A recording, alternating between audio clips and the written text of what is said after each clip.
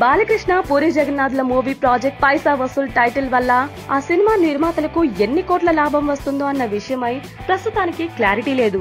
అయితే ఆ సినిమా విడుదల కాకుండానే ఈ సినిమా వల్ల పూరి జగన్నాథ్ సన్నిహితురాలు చార్మికి 4 కోట్ల లాభం వచ్చిందంటూ ప్రముఖ ఇంగ్లీష్ దినపత్రిక ఒకరోజు ఒక షాకింగ్ న్యూస్ బయటపెట్టింది. దీనితో ఈ సినిమా కోసం చార్మి పడ్డ కష్టానికి ఈ మూవీ పైసా వసూలుగా మారిపోయిందనే గాసిప్లు ఫిలిం నగర్ లో హడావిడి చేస్తున్నాయి.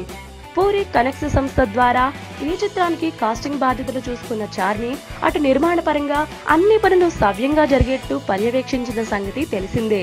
తెలుస్తున్న సమాచారం మేరకు చాలా రోజుల పాటు జరిగిన పోర్చుగల్ షెడ్యూల్ చార్మి మేనేజ్మెంట్ వల్లే చాలా తక్కువ ఖర్చుతో అయిపోయిందని టాక్. ఈ సినిమాలో చార్మి నటించకపోయినప్పటికీ ఈ సినిమాకి అన్ని తానే నడిపించిన చార్మికి ఈ విధంగా ఈ చిత్రం అన్ని విధాలుగా కలిసి వచ్చిందనుకోవాలి. ఈ సినిమాను తీస్తున్న నిర్మాతల దగ్గర పూరి జగన్నాథ్ ఈ మూవీని 35 కోట్లలో పూర్తి చేస్తాను అని మాట ఇచ్చిన నేపథ్యంలో పూరి కనెక్ట్స్ సంస్థ ద్వారా ఈ మూవీ నిర్మాణ కార్యక్రమాలు చూస్తున్న విషయాలు ఇప్పటికే తెలిసినవే అయినా ఇంత భారీ తారాగణంలో రూపొందుతున్న ఈ మూవీ ప్రాజెక్ట్ లో ఇంత పొదుపును చార్మి ఎక్కడి నుంచి చేస్తుందనే విషయం పూరికే అర్థం కాని విషయంగా మారిందని టాక్.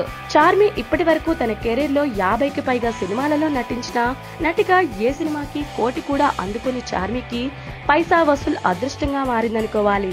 అయితే అటు పూరి వేగం ఇటు చార్మి పొదుపుల మధ్య అత్యంత వేగంగా రూపొందింపబడ్డ బాలకృష్ణ సినిమా పరిస్థితి ఏంటి అని బాలకృష్ణ అభిమానులు భయపడుతున్నట్లు టాక్.